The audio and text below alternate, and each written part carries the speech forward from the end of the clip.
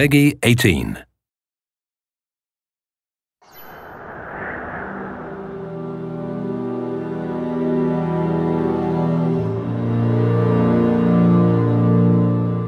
If we were to have a mission in the game space, it's that we want to bring the player to make them a participant in the narrative. By bringing this character, Elizabeth, into the game, by having her with you pretty much for almost the entire game, we knew that if we didn't get her right, the game wouldn't be right. And she really is the emotional center of the game. This character, Elizabeth, she comes from a pretty dark place. But she's also got an incredible amount of enthusiasm for life. And when we found Courtney, I think we found somebody who could do both. I don't dance. Come on, let's go. Why? What could be better than this?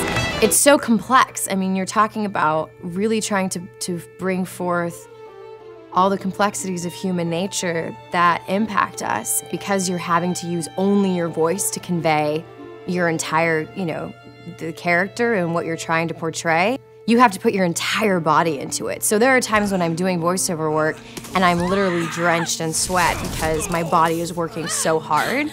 Hey! Knock it off! Stop it! Will you stop it?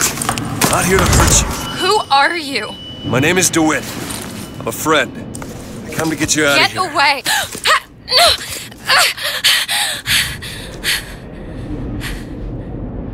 Are you real?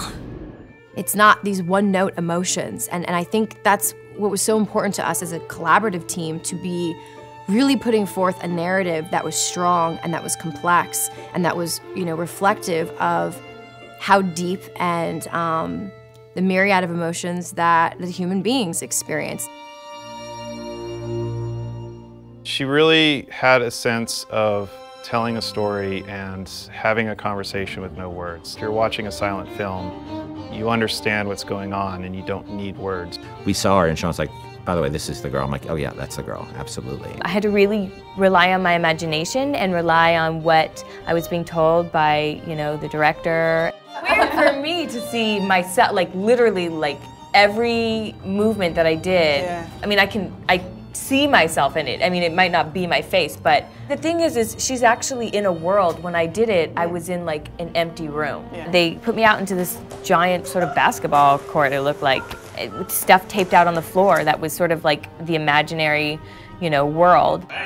She had to do a lot of physical things that I probably wouldn't do in my everyday life, kicking some butt and, with a bat and beating the hell out of something. It just started to feel like it was my voice, I just really started to connect with it physically, and this voice was all one. I don't understand, how could we get there? The incredible voice acting and the incredible motion capture acting was the most useful and inspiring element that we could have had for Elizabeth.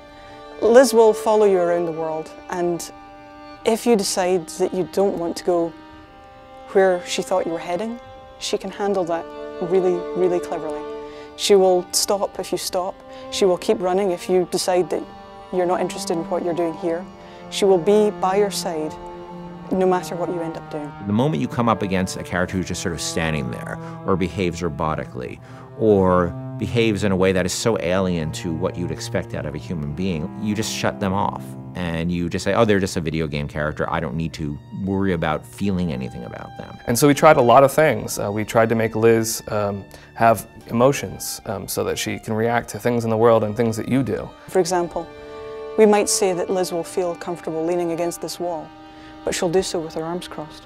And she'll do so with her back slightly turned towards you. And that difference of just a few degrees is enough to make the player feel that they're really in the doghouse.